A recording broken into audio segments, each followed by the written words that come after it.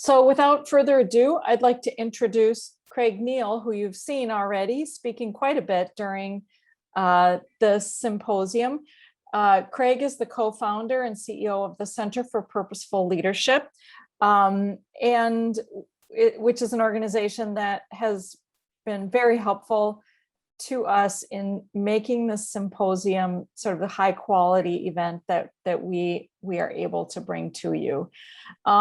Craig is an executive coach, has been an executive coach for over 25 years. And he and Patricia, who you've also been seeing, co-founded what was then the Heartland Institute, now the Center for Purposeful Leadership. So without any further ado, Craig, would you like to take it over? And sure. As I said, if you have questions that come up, put them in the chat. That's the easiest way for us to see a question and hopefully eventually then call on you. Yes, thank you, Mary. I didn't expect that wonderful introduction. Thanks so much. So global peace building, reasons for optimism. And Henrik, and I want to say your name, and I really hope I get your last name, Syse. Is that close enough?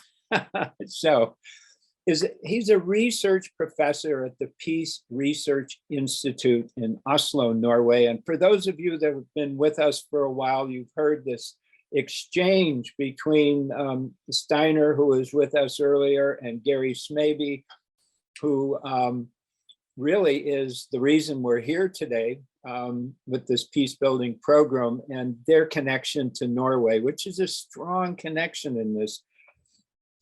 in this symposium. He's a professor of peace and conflict studies at Bjørknes University. Again, I hope I'm not hurting the pronunciation too much. An author and editor of many books and articles, and public speaker, as you'll find out. He's the chief editor of, along with James Cook, of the Journal of Military Ethics. Now, that's an interesting one for all of us to know. So without, as Mary said, without further ado, Henrik, thank you for being here. Well, thank you for letting me be there. Goodness, I feel right at home with you in Minnesota at your school, because there is this strong Norwegian connection. Thank you very much, Craig, for your generosity. Thanks to Mary and Patricia and Nicole, and of course, Gary Smaby for making this possible. I will now do what Norwegians normally do in the afternoon, bore you stiff for the next hour. No, I'll try not to. I remember my father was actually a Norwegian politician. We did hear about your sense of humor. I should have warned people. Oh, thank you. We'll see how it works out. I remember my father was a politician and even served as prime minister. He used to say when he was going to give lectures after lunch that I will now speak and you will now listen. I hope you won't finish before me. So we'll see if we can synchronize somehow. But I'll try to share some thoughts. I'll even try to share a PowerPoint so you don't have to look at me all the time. But let me say what a pleasure it is. Talking about humor, one of my favorite books out of Minnesota is an old one called Scandinavian Humor and Other Myths. And it tells you about how to be a real Scandinavian in Minnesota and in the Dakotas. And my favorite chapter is the one on Ingmar Bergman called Angst as Intellectual Chic, and how you show that you're a real Scandinavian by being in a theater where they show an original language Ingmar Bergman movie and you laugh in different places from the others because it shows you know the real language. But anyway, I'm really, really happy to be with you and wish I could be with you live. So what I'll try to do now is to share my screen. And sometimes that works and sometimes it doesn't, but I think today it actually works relatively well. I won't talk about global peace building in the quantitative sense and show you which processes are successful, which are not, what are the preconditions, although that will permeate what I'm saying anyway between the lines. But I will try to talk about the values that need to underlie all attempts, whether local or global, at peace building. And I'm trying to do that with my background as a philosopher. Many people, of course, wonder what on earth a philosopher actually does at work. The answer is we think. I remember I was once threatened by my labor union to be called out into a strike, and I was wondering, what does a philosopher on strike actually do? Don't think. Well, I guess no one would really notice the difference. So I also have a background, not just as a researcher and a scholar, but also to a certain extent as a practitioner. And not least, I've had the enormous honor of sitting for a full 6-year term on the Nobel Committee, which hands out the Nobel Peace Prize. And I was vice chair there for 4 years and had the opportunity to see up close what makes a difference when you make peace. Of course, it's hard to know what makes lasting peace, because in some cases, peace prizes are given to much lauded people and organizations of the moment. And then some years later, it turns out that they didn't fulfill all the promises. But that's the risk you have to take if you want to intervene in our world and try to make peace. You don't always know what the results are or what will happen, but you know something about what you can do at the current time. So that's my background for sharing some thoughts with you. I'll speak for like 40, 45 minutes, something like that. If there are any questions, we'll take them afterwards. And I'll try to be as clear as possible as well. And if there are any problems, please address them in the chat, which I know someone is monitoring. If there are any problems with sound or anything like that, you know, as a speaker, one of those things that are sometimes agonizing is when you've talked for 45 minutes and everyone says afterwards, well, I'm sure it was nice, but I didn't hear a thing. So we'll see if we can actually reach through here. I'll start by honoring the person who is to such a large extent responsible for this school that you are part of. Let me see now if I can actually move my PowerPoint because it's frozen, but I can always just go out. And there you go, there it worked, namely Hubert Humphrey, who of course had a Norwegian mother whose name was Ragnhild Kristine Sandnes. And I remember I had 2 great aunts, and I'm sorry to say they didn't move to Minnesota. They were in Washington State, but you have a Norwegian and Scandinavian contingent there as well. And I remember from coming to the US as a kid in the early 70s that they simply loved Hubert Humphrey. And if he was on TV, they would shout, "Oh, there he is, isn't he wonderful?" And when Watergate happened, they were thinking all the time, "Oh, Hubert Humphrey should have won the election in 1968. And to them, but to a large extent also to me, he represents much of what is best about the meeting between idealism on the one hand and realism on the other. Whether you're a Democrat or Republican, whether you agreed with his policies or not, he represents something of that wish to bring people together, which is much of what I'll be talking about today as well. The problem is, of course, that it takes time to get to that society that we really want. I love the old Irish joke about a man who comes to the village of Ballybowly, and he asks a local farmer in the village of Ballybowly, "What's the best way from here to Dublin?" And the farmer answers, "Well, if I were going to Dublin, I wouldn't start here." But that's the problem. We are where we are. And you are where you are in the Twin Cities right now with the challenges that you have confronted in your country. And we cannot ream ourselves away from that. And we have to also start the conversations where we are. That's another good joke that I love, is about the man who comes to the store to buy a pair of shoes.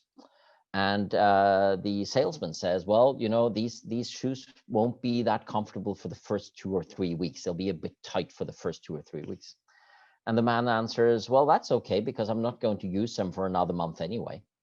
But, you know, you have to get through the rough patches as well. You cannot just jump them.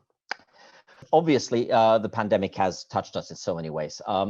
I'm a father of teenagers, so I often get memes on my phone, which is, you know, a picture with a funny text. And one of my favorites that I got was thinking through, if the pandemic had happened at other times in history, what would things have been like? And one of my favorite images of all, let me see if I can get this thing to move now again, is this famous rendition of The Last Supper by Leonardo da Vinci. Well, I was sent this one, which is The Last Supper in the time of the pandemic, where they have to meet on Zoom, and the Lord has to start the meal by asking if everyone has sound. And it's a very simple sort of image, but it reminds us that so many things that we take for granted are changed. But also the fact that if you take this particular moment, the Last Supper, you know, the drama of the Last Supper, the story of the Last Supper, one of those foundational stories of our culture, it's all about togetherness. It's all about people meeting. It's all about people sharing. It's all about people at the dramatic moments being able to be in the same room. And obviously that is one of the key challenges of the pandemic. The fact that to such a large extent, over such a long period of time, we have not been able to meet physically. And we can say, does that matter? We can do this on Zoom, and we can do a lot of things on Zoom. I'm honored to be with you via Zoom right now. But there is something about the way in which it changes a lot of how we do things and the way in which we not least express values and culture. Well, I'm an old Beatles fan, so here's another favorite of mine. You all know this cover of Abbey Road, the famous 1969 record of the Beatles. Well, a friend of mine in England sent me this one last March and said, sorry, now they have to keep 2 meters distance between John, Ringo, Paul, and George. And then 4 weeks later, he sent me this one. This is Abbey Road right now. And of course, there is a seriousness behind it because this is truly a strange time. We can have fun with it as well. I just have my regular wall behind me, but we can make all kinds of backgrounds, can't we?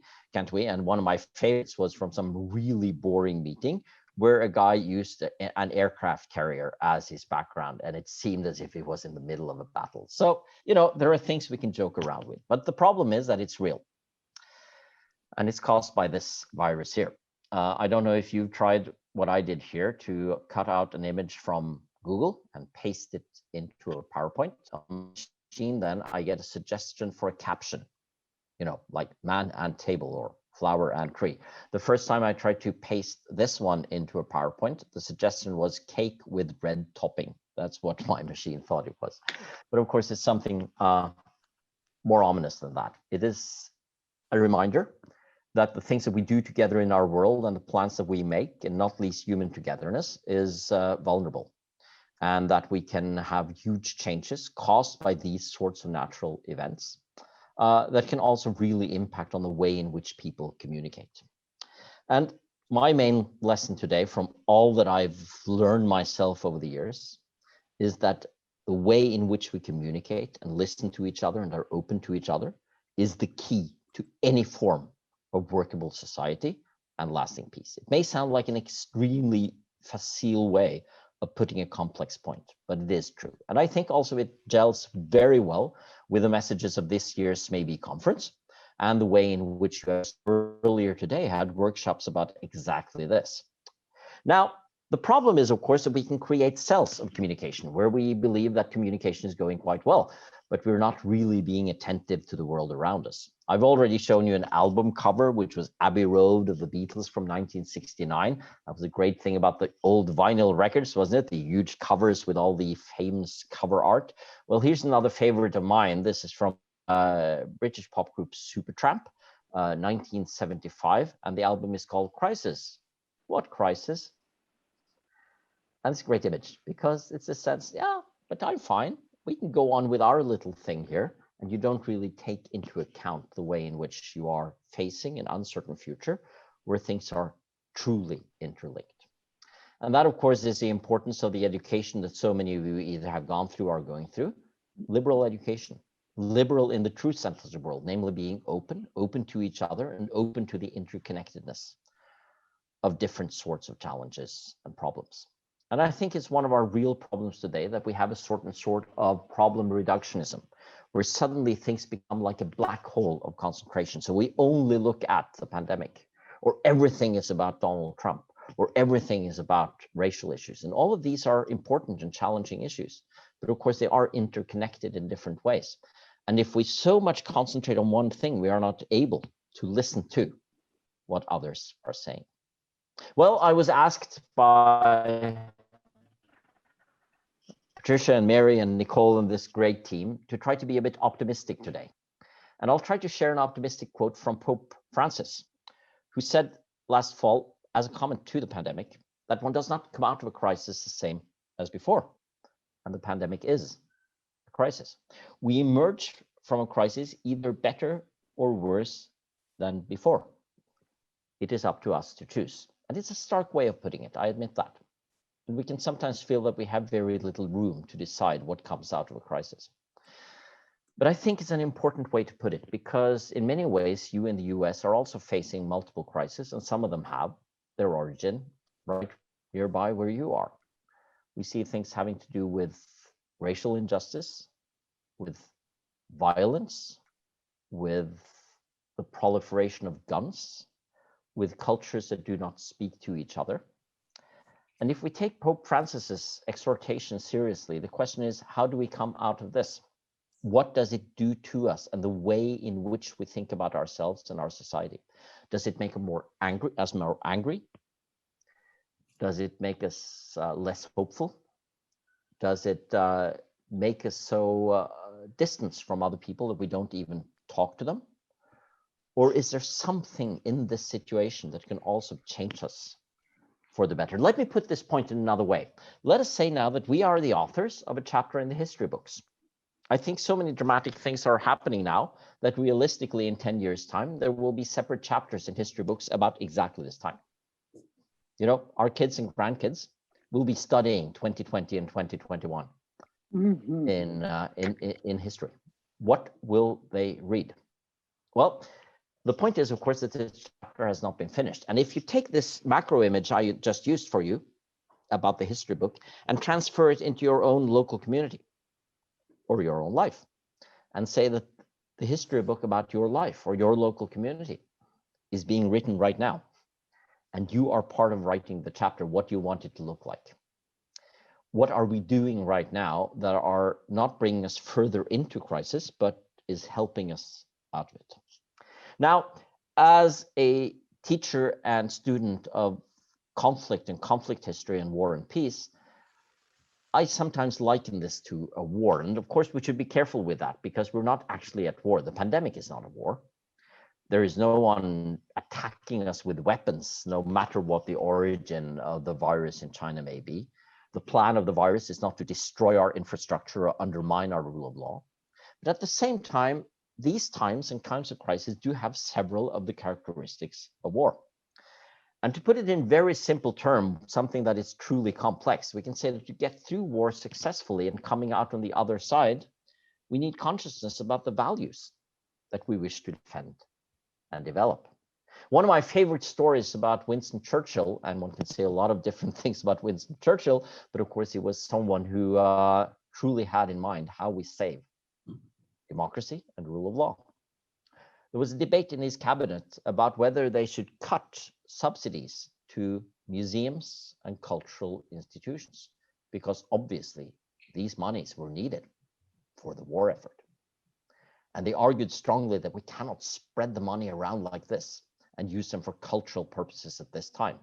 Whereupon Winston Churchill asked, but what then are we fighting for? The point is, of course, that there is something that is connected to value, culture, how we meet each other and how we live in peace, which is the ultimate reason why so many of the institutions and things we erect in our society exist in the first place. It's an argument that goes back to the Greek philosopher Plato in the opening of his grand book, The Laws, where there's a discussion between the Spartan view of how you do things, namely build a military and show that you're strong. That's the purpose of politics. And a stranger who comes from Athens, who claims, no, that's never the purpose. That's an instrument. The purpose is always peace and justice and a good life. Now, many things have happened since Plato wrote that, but there is something about the way in which these sorts of crises can become reductionists. We only look at that one crisis that we're in, and we can believe that what we need to fight that is the meaning of politics and society. But it's not. There are values that are so much more important. And I think one of the things we especially need to see and explore is how such values can tie society and societies together rather than splitting it and them apart. Before I continue, a good joke that I learned from the US during the pandemic, which I think illustrates this thing that I called reductionism, right? You only look at one thing and you forget all the other things. But maybe the other things are the truly important ones. Just as Winston Churchill's point about libraries and cultural institutions in the midst of war. Well, this is about a guy who's going to the local food store to buy some groceries. And he's afraid because of the pandemic, because there's strict rules, right? So he calls up beforehand and asks them to come to the shop right now. And they say, sure, the store is open and there aren't that many people here, so you can come. But there are two rules we have. You have to have plastic gloves on and you have to have a face mask. So the guy goes to the store, comes back afterwards and says, shocked to his wife, They said I only needed plastic gloves and a face mask, but all the others had clothes on too. Well, it's the simplest joke in the book, but it still says something very important. If you only concentrate on one thing and don't see the larger cultural context, and I use the term cultural in a wide sense here, I think we miss what it is that actually creates peace and togetherness in society. Now, I'll show you some pictures again, just to illustrate what I'm trying to say. And one of my most important points is that what we broadly call values or culture make a real difference. Because some say, that's not that important. The important thing is that society works and that we do useful things and that we generate money and surpluses. That's what it's really about. So we need to study the useful things. And then if people read philosophy or theology or literature or poetry, that's just private. But I think that can make for a truly poor society, which is not able to muster values when we need them, when we face the real challenges. Now, I'll show you two pictures of two men who are seemingly quite much alike. I'm sorry they're both men, but those were the sorts of people who had the most power at the time. And if there had been more women making a difference at that point, maybe that would also have made a difference to the whole situation. Anyway, the two people you are seeing are both officers from Nazi Germany. It's the same time, it's the Second World War. Both of them actually reached much the same rank, albeit within different systems of the military. But there's a huge difference between the two people you're seeing here. And I'll try to make my point as briefly and simply as I can. The guy you see to the left is actually someone who had quite a lot to do with Norway. His name was Theodor Stelzer, and he ended up as a transportation chief for the German Wehrmacht in Norway during the Second World War. He had the ultimate responsibility for coordinating all the transport services of the German army in Norway. The thing is that Stelzer, he came from a background which we could call cultured, I guess we would call it a Christian humanist background, where there had been quite a lot of skepticism towards what Hitler represented. But of course, Theodor Stelzer was also a loyal man. He was part of a system. He rose in the ranks and he ended up in Norway. But in the back of his mind, there were always certain values. There was something we could call a consciousness and a conscience, not least. A conscience that told him that something is really wrong here. And Theodor Stelzer, for that reason, started helping Norwegian resistance and started stopping some of those actions from the occupation forces that could cause great harm. He felt he had to do something. Some historians have claimed that Stelzer may have saved several hundred Norwegian lives, but not least, he stopped many of those things that could have been much more harmful during the war. Now, of course, he was found out in the end. He was part of a group that was very skeptical to Hitler, and it had to come out somehow. So he was sent back to Germany and sentenced to death. Now, the death penalty was never completed because someone had recommended him for something and said, he's a good man, we should wait. And then peace came in May 1945. And he actually became one of the founders of a political party in West Germany after the Second World War. Now, who's the guy to the right? Many of you will probably have seen his image. And his name is Adolf Eichmann. Adolf Eichmann is considered to be one of the worst butchers of the SS system in Germany. Obviously, he was part of something much more ominous than Theodor Stelzer, but there is also another difference, and that's the key one. Some of you will have heard about a German philosopher called Hannah Arendt. Hannah Arendt was herself a Jew. She managed to flee Germany, Nazi Germany. When Adolf Eichmann, several years after the war, was finally captured for his crimes against humanity, and not least the huge crimes against the Jews, he was responsible for the transportation of around 400,000 Jews from Hungary, most of them to Auschwitz in 1944. He was put on trial in Jerusalem, and there's a famous book that collects Hannah Arendt's articles from that trial called Eichmann in Jerusalem. Hannah Arendt's book is very controversial to this day because she claims that Adolf Eichmann did not come across as especially evil. He first and foremost came across as banal and boring, she says. And that made a lot of people angry, it does so to this day. But her point seems to be the following. What was wrong about Adolf Eichmann? The problem with Adolf Eichmann was that he did not think. He was gedankenlos. There was no culture. There were no values. You can imagine it this way. Just imagine that on the one hand, you have what we can call A. That's the idea to do something or the order to do something. And then on the other hand, you have B, which is the actual execution. In between there, according to Arendt, there was nothing, a vacuum. Not in the technical sense, because Adolf Eichmann loved the engineering part of the job. He was very proud of how he got all the trains to go on time and to transport so many people. But in the moral sense, there was a vacuum. There were no questions, not the sort of nagging conscience that Theodor Stelzer had. Values do make a difference, and values are so closely linked to culture, and culture is so closely linked to peace. Namely, the idea that there is something we are doing all of these things for, beyond power, beyond money.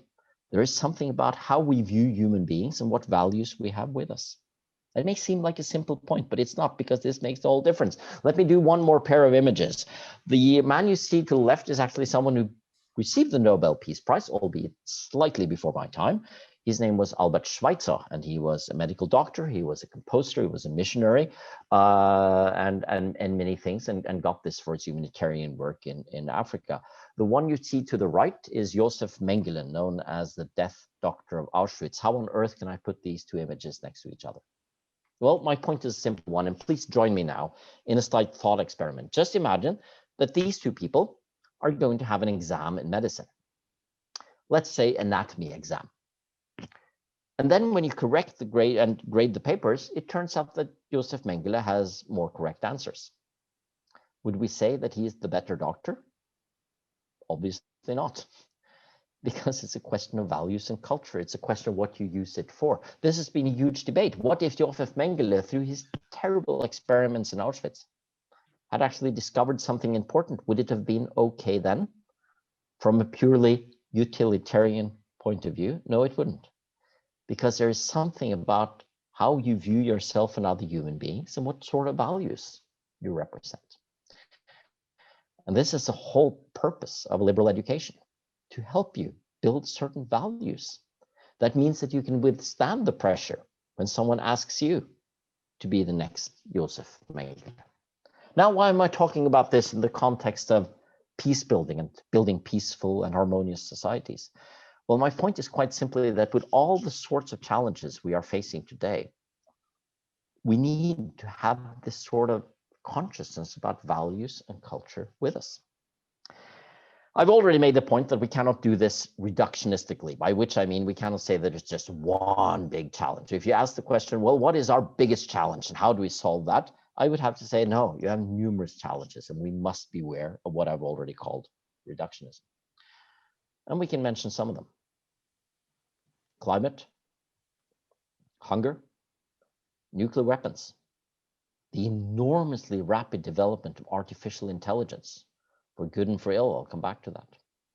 The crumbling of the rule of law, populism, polarization, and all of these latter ones leading to great questions of social justice as well. Yet I would try to claim even some of these challenges and problems are huge, that they are all about things and developments that we can somehow address. If we manage to communicate properly about them, listen to each other's narratives and stories, and combine that with real competence in how we solve them and certain common aims. Let me take artificial intelligence as an example. One of the world's foremost specialists on the development of artificial intelligence, Stuart Russell, says in his book, Human Compatible, that the key question is what sort of aims we create for the development of artificial intelligence. Because if we develop this enormously complex technology, but we have no real idea what to use it for, so we say, oh, that can be decided later, then someone can use this for the most terrible of purposes. Just think about Joseph Stalin or Adolf Hitler with modern communication technology or biotechnology. We have to have common conversations in the world global community today about which are the aims for which we want to use this. Of course, to us in our countries, both Norway and the United States, this is closely connected to both the rule of law and democracy. And at the core of both rule of law and democracy is the idea of inherent dignity. That's in the very first line of the Human Rights Declaration of the United Nations of 1948. And what we have to see is how we, with all our different narratives and political and religious backgrounds and other backgrounds, can create a sort of common ideal and common aims related to the dignity of each human being. That was the vision of Eleanor Roosevelt and her committee in 1948 as they wrote the draft for the Human Rights Declaration. And I think that's what is our real challenge today. We have to keep society together in the face of all these centrifugal, what is centrifugal? It's slightly frugal, doesn't spend that much money. Anyway, sorry about the typo, centrifugal forces of conflict and of distancing. Now, I'm starting to get towards the end here, but I'll try to make some important points by talking about one of those challenges that face us, namely rapid change. We are at a time when changes technologically, culturally, and in other ways are happening at paces that humankind has rarely, if ever, seen before.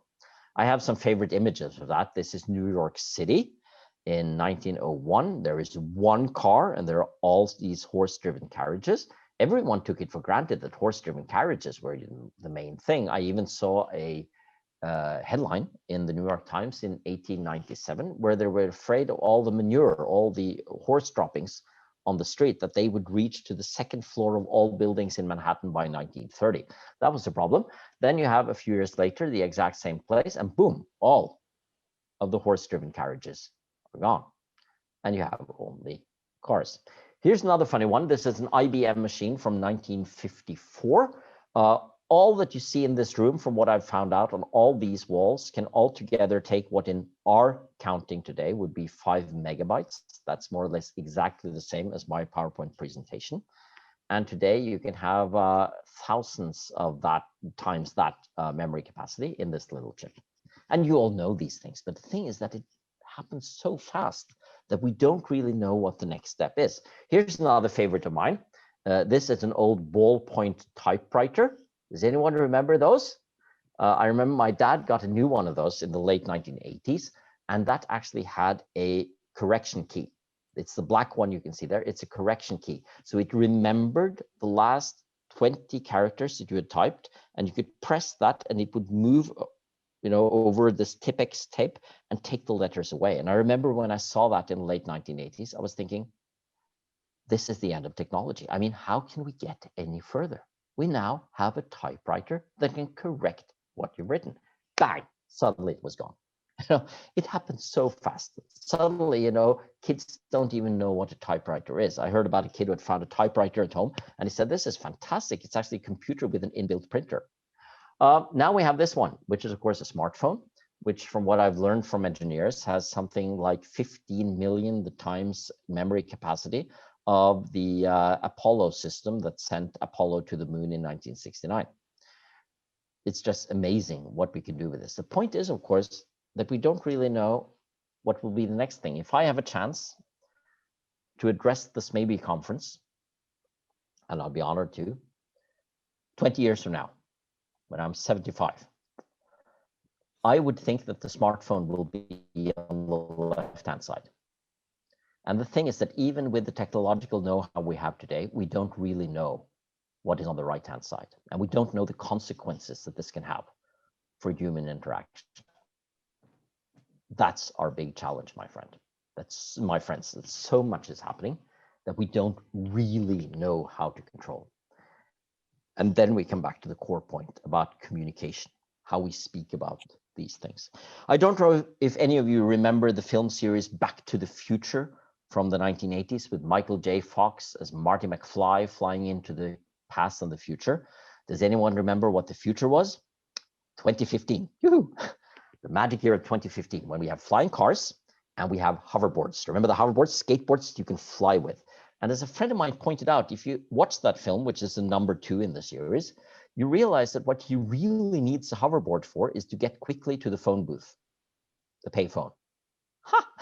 They'd forgotten about cell phones. That's an interesting one, because when that film was filmed in 1988, 89, they already had cell phones. And I even saw a discussion with the director of that film, where he was asked, why no cell phones in 2015? And he said, we didn't think they were that important or funny. You know, it's just something you spoke with from somewhere else. And then you realize that this has really populated our world. What will populate the world in 2045? And what consequences can that have? My friends, we were actually hacked earlier by a relatively, innocent sort of harassment. So we quickly turned that around, thanks to the powers that be for correcting that. The point is, of course, that in our world today, the forces of cyber intrusion can be one of the greatest challenges we have to peace and to harmony in our society. Are we prepared for that? Had we seen that coming? And are we willing to have real conversations about that beyond and across political and ideological divisions so that we can actually address the challenges ahead? I'd like to try to illustrate this by talking about time as a timeline. We all know that from history, right? You can draw a timeline on the blackboard or whiteboard or whatever, and you can say, here's the First World War and Second World War and the 1960s, they all come in a chronological order. Well, I'd like to divide those timelines in two and say we have two parallel timelines, both of them expressing the time we live in, or human history, but portraying two slightly different aspects of time. The one would be what we normally think about as progress. Technical progress, discoveries, new technology, infrastructure. And then we have a parallel one, which we can call our moral preparation, our ability to tackle all the things that happen on the technical progress timeline. And my question is, which is ahead? It's a very simple way of asking the question. But I think that in an ideal society, which doesn't exist, moral preparation would be ahead so that we have space and prudence and knowledge to address things when they pop up so that we are not too late. And I think the feeling that many people have today is that it's the other way around. So many things are happening and we are falling behind, morally speaking. It's also, of course, a question of who has control, who actually controls this progress. My point is the following, that if we are to build, and I think it's possible, a more peaceful society where we avoid World War III, where our children can grow up in an environment that is still livable, and where we can maintain justice and rule of law and curb violence, we must create spaces for moral consciousness so that we can talk about the actual moral questions, for preparation so we think ahead, also technologically, how will we actually be using these things that we are developing, and control. At the Peace Research Institute Oslo, where I work, I'm currently part of a project on artificial intelligence in military forces. And there are some hopeful developments. There are things that could make war, if they have to happen, less bloody and more controlled. But there's also the other scenario where we're actually losing control because we are using means that are so fast, so smart, and so self-learning that we don't really control them. How do we do anything about this? And I'll try to end there. Well, we must ensure real dialogue. And that may seem like a cliche. Yeah, sure, we're going to talk together. But I'm talking about the sort of dialogue that is based on listening. And if I have any plea to you today, it's a plea for listening to each other. Let me put it this way. In our society, we debate a lot. When you watch TV, so much about it is about conflict, quarreling, violence, and debate. So it's back and forth, and it's me disagreeing with you. But there do exist other genres than debate. The ability to listen and to take each other seriously as a key is at the key of preserving human society. And I would like to pass this challenge on to you in the great United States of America that I love so much and where I've studied and where I have so much family and friends. I'm a bit scared at a society where we don't even want to listen to each other, and where someone who stands for something else than what I do is evil, where we also restrict liberal education so that there are certain things there are not room for. Now, many of those things that people want to so-called cancel are things that I don't like either. But do we have this space for actually managing to listening to each other's narratives and stories and backgrounds. Now, this is admittedly challenging because how do we avoid thereby to legitimize what is deeply immoral? There are certain things we would not want to listen to. And how do we prioritize correctly? How do we actually, when we listen to all these stories, come to conclusions? But those challenges are no excuse for not listening. And I think that's one of those key things that also makes me hopeful and optimistic. It is possible for human beings to be better at listening to each other's stories. And I think we need a global culture and a global movement for doing that to a much larger extent than what we do today. And this is also about feedback loops, about proper communication, about seeing early what is going on. And I'll show you a picture of 7 brave human beings who were the astronauts of the Space Shuttle Challenger in 1986. And I won't be talking about them, but I'll be talking very briefly about what happened. Some of you know the story, don't you? About engineers warning time and again that you do not launch this vehicle at freezing temperatures. But of course they did, because they did not really take it seriously, and they claimed they hadn't really heard, and they claimed that the presentation given of the dangers was not too exciting and not too convincing, so they went ahead anyway.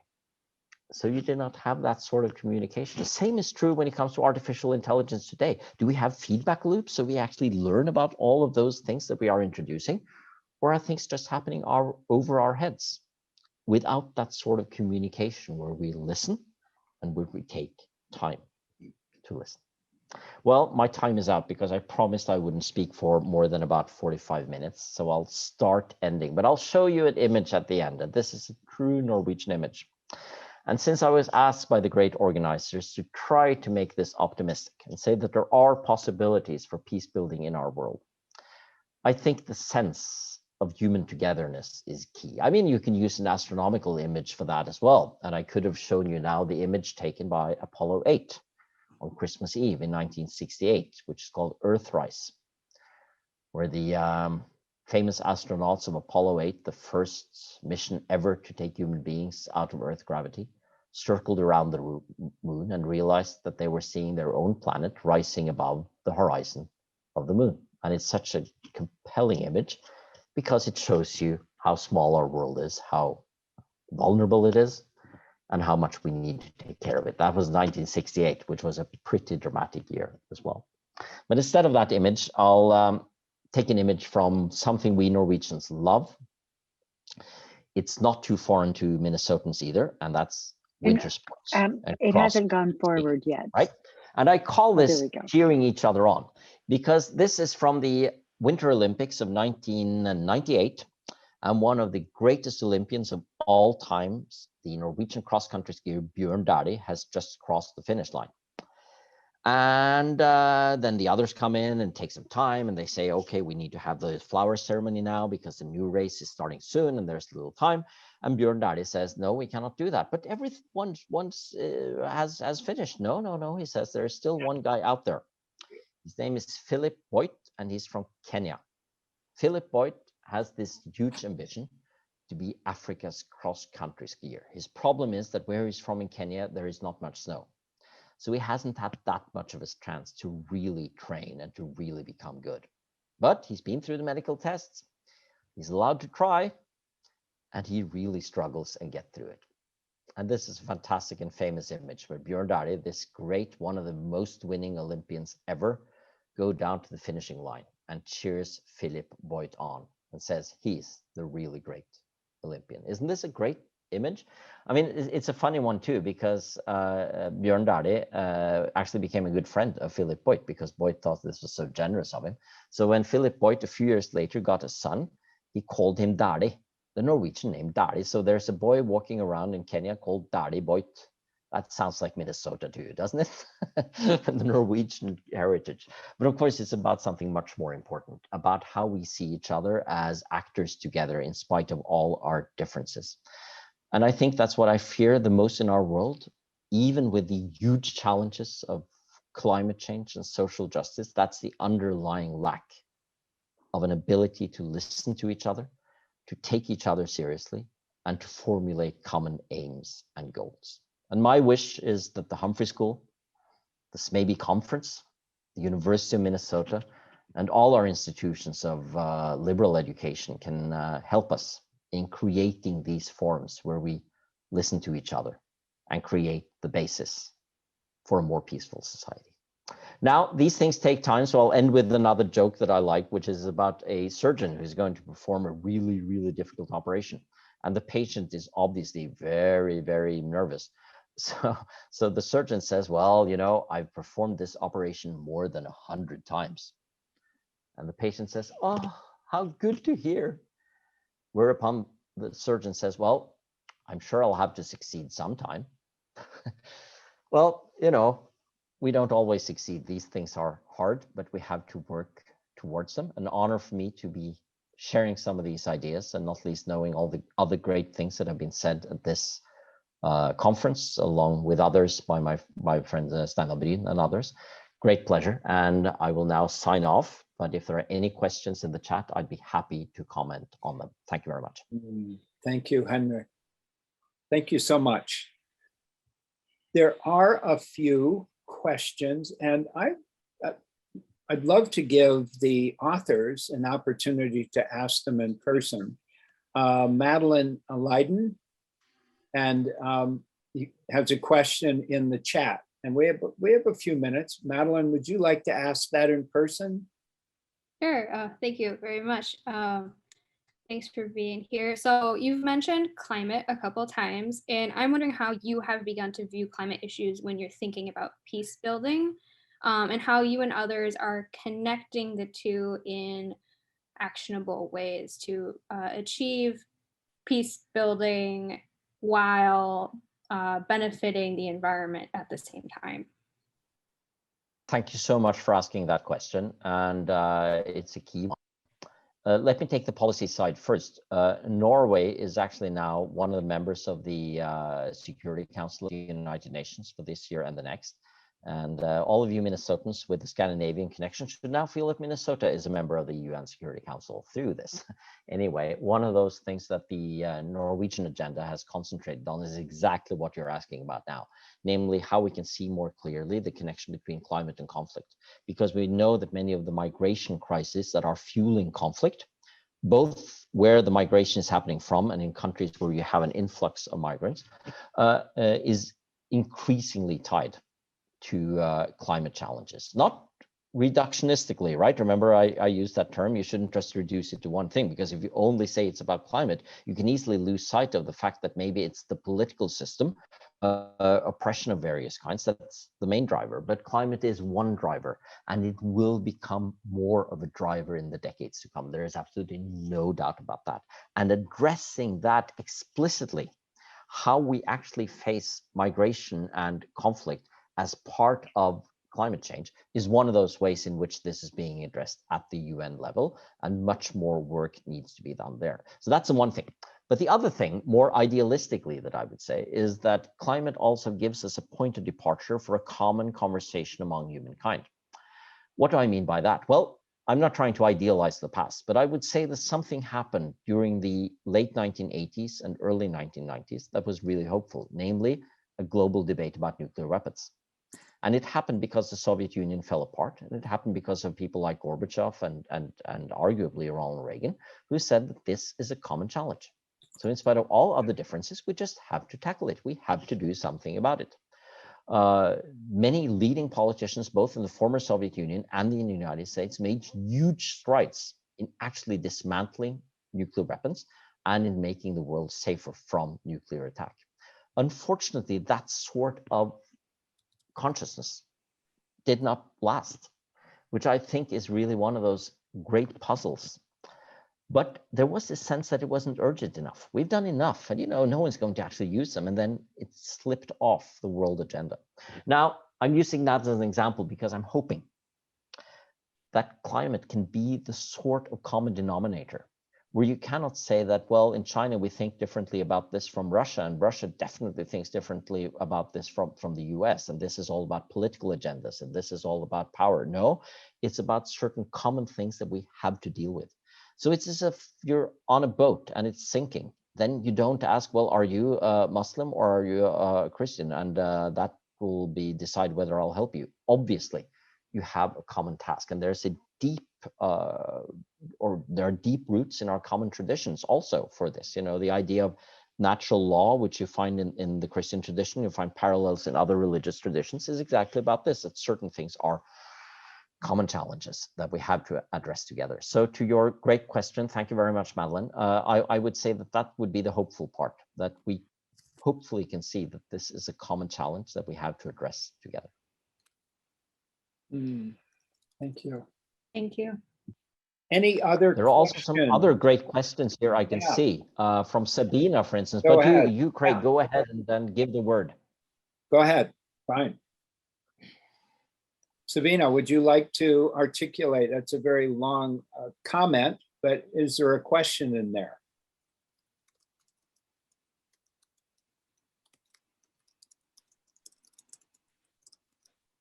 Well, I can comment There- on it because there it's she really is. more of There a she comment is. than a question. Well, Hi, Sabina, please Sabina. go ahead. Yeah, so I just wanted to include this quote in here. It isn't a particular question, but I think the quote is very fitting to what you were discussing in your presentation and also this symposium as a whole. And I guess I can read it out loud. It is a letter that was written by a child psychologist and Holocaust survivor. And I apologize because I don't know how to pronounce their name correctly. And I don't want to attempt to pronounce it and get it wrong here, but if you can read it right there in the chat box. But this child psychologist wrote in their book this letter to educators. And in the letter, this is what they said. Dear teacher, I'm a survivor of a concentration camp. My eyes saw what no person should witness. Gas chambers built by learned engineers, children poisoned by educated physicians, infants killed by trained nurses, women and babies shot and killed by high school and college graduates. So, I'm suspicious of education. My request is, help your students become human. Your efforts must never produce learned monsters, skilled psychopaths, or educated Eichmanns. Reading, writing, and arithmetic are only important if they serve to make our children more humane. Thank you, Sabina, for sharing that. There'd be no better way of somehow summarizing what I've humbly tried to share with you. So this is very relevant. And I think the only thing I can add to that would be the scary point that Hannah Arendt gets across, namely that so many people who were not necessarily at the outset filled with hate or true believers in a totalitarian ideology, nonetheless went along because they did what she talks about as somehow flipping the switch so that you turn off the noise from your conscience. And of course, that is what true education is supposed to give you, some noise and tension from your conscience so that we become more humane. And this is, I think, the key question, because if you are to really summarize the great challenge for the years ahead alongside the climate challenge, it would be to ask, how can we avoid World War III? And we know that when we talk about the 20s and 30s, most of us think of the 1920s and 1930s. Well, hey there, we are in the new 20s and soon we'll be in the new 30s. What will they be like? And will we be able to avoid the horrors of the concentration camps? And let us remember the scale at which this happened in the 20th century, along the exact lines of your quote, with some of the most learned people of great nations like China, like Russia, and like Germany, committing some of the most heinous acts that humankind has probably ever seen. This is what we must avoid. And I couldn't agree more that education is a key part of that. And as a consequence of education, hopefully the way in which we talk to each other and address each other.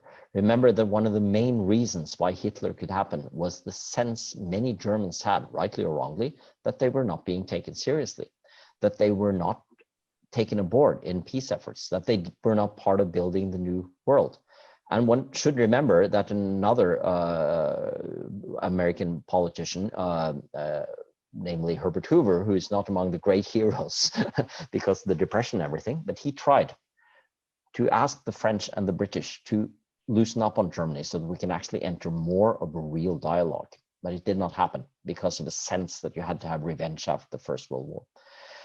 And the world did not become more humane, but the exact opposite. And I'm not saying that they were to blame. Hitler is to blame, Nazism is to blame. But then again, how can these things happen and how can we avoid them? So thank you, Sabine, for sharing that. I really appreciate that. So I want to check in with Patricia. How is our time? And do we need to wrap it up or? Yeah, we have 10 more minutes. And so Good. Steiner had a comment. Great. Yes, I wanted you to reflect on that, for a minute, Henrik, that the pandemic, in a way, has a very optimistic message. And that is the way we, the world, has really somehow, dealt with it in ways that are even surprising. When we only had the climate threats, people would say, oh, we will not stop flying, it's no way that, people will change their habits and so forth. And what have we seen, the last year is that we have really changed our behavior. We've changed our ways of life in a dramatic way. And we've seen politicians, even now, United States, it's showing this political will to deal with it. So when we make that decision to deal with it, we actually can accomplish great things. And I just wanted to add that one of the things that make me keep my optimism is that you keep your humor in the middle of these dark times. Thank you, Henrik. Well, thank you, and that's both a generous comment and a very, very important one when it comes to the optimism. And I couldn't agree more that we can show what we can do, especially when we get to, think about it a little bit, when we get a little bit of time. And the tragedy of the pandemic is, of course, it took time. But maybe that's also one of the good things, namely that we had to adjust and we had to think about how to adjust. But as you know well, and as I'm sure you agree with me on, there are also some problems associated with that, because when we have to do things very differently, we change our lifestyle in a positive way. But we also take it for granted that we have to do these things because the government tells us to do it. And there are certain things that I don't think any of us think that the government should tell us. For instance, how many people can be gathered at a university hall or in a church or community center? What's my point? Well, the dream of any politician who's an authoritarian leader around the world would be to have a population that when you tell them that you're not allowed to gather, they'll do so. And that's the one thing I fear, if I'm to be slightly pessimistic for a moment, is that we have learned that there are certain crises that are so big that we have to do things differently. But what if you fabricate such crises, or you take a smaller crisis and make it into a big one and say that because of this, we will now tell you that you can have no more 2 people visiting your home and you can be gathered no more than 5 people in the same room. And I'm going, oh, I'm afraid of a society where we start thinking that way, where we start accepting those sorts of restrictions. But having said that, I share your optimism. And I think not least it shows us that some of these challenges are truly global. And the pandemic has shown us that we are able to step up to the plate. And I'd like to honor all of you educators and the way in which you have tackled this, the way in which you have also learned that we don't have to travel with an airplane across the Atlantic to meet each other. My travel distance today was actually from the kitchen and in here. And that was pretty climate friendly. So yes, Stella, you are quite right. There are some good things and there are things we can learn from this crisis. Thank you. We've asked a lot of the presenters this question, and you mentioned listening a lot, listening to one another, the need for deep listening. What is the opportunity in this unprecedented time right now? What are some of the opportunities? And are there examples that you know of this listening that are happening? And Steiner spoke of that quite eloquently yesterday, but I'm wondering, what your observations have been.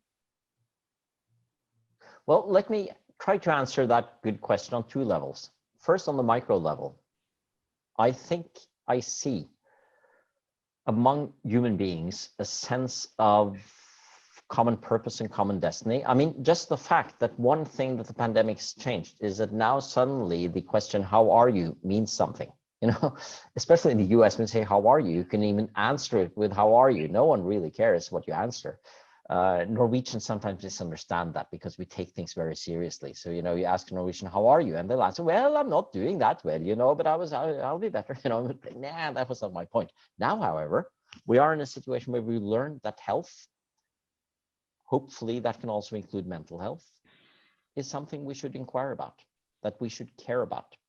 And I hope we can take some of that sense of caring for each other's health and well-being beyond the pandemic. So that would be on the micro level. But if you take on the macro level, I am sometimes optimistic, and that doesn't just connect to the pandemic, but more generally, that we have managed to build certain institutions for listening, and that's crucial.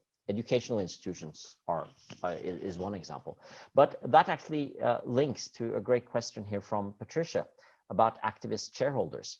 One part of my background is actually working for the Norwegian Sovereign Wealth Fund on topics of ethics and ownership and corporate governance. And one of the things I learned, and you can be critical of much of what is happening in part of, you know, the capitalist sphere, but we have increasingly built rooms for these sorts of discussions. And they happen through shareholders. And shareholders, of course, represent all of us because so many of them are reserve funds and pension funds that essentially represent us all. And what we've seen over the last few weeks are so-called activist shareholders, but very serious ones, challenging big organizations like Exxon and Shell, and saying that we want different people on the board. We want you to address these sorts of questions differently.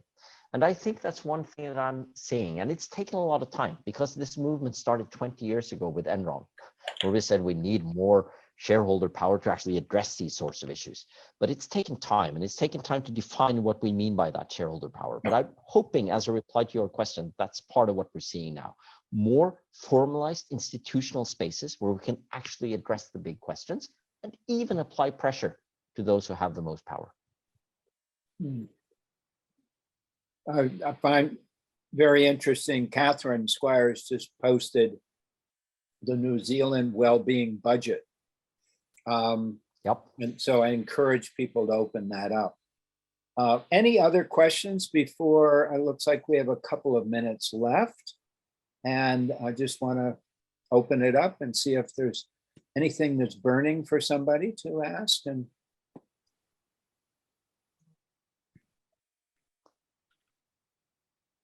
looks like. Well, I'll share with you an old quote about Norwegians. You can always tell a Norwegian, but you can't tell him much.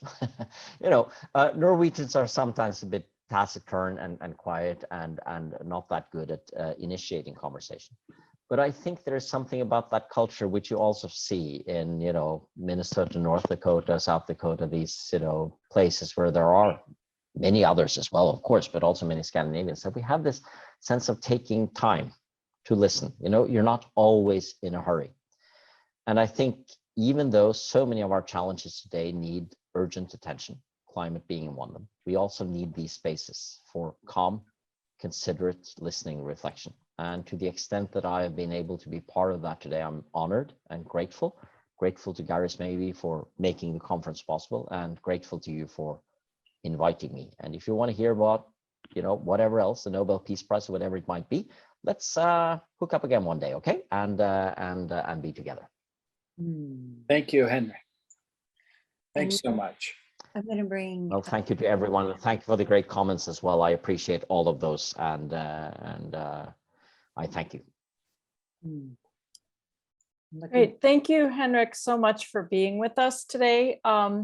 You know, one thing as you were wrapping up that I think is kind of an interesting discussion that we have had here in Minnesota pretty intensely over the last year is whether or not the culture of, you know, Scandinavians and others that were for a long time the dominant culture in Minnesota has actually created a situation in which we kind of avoid talking about the difficult issues around race.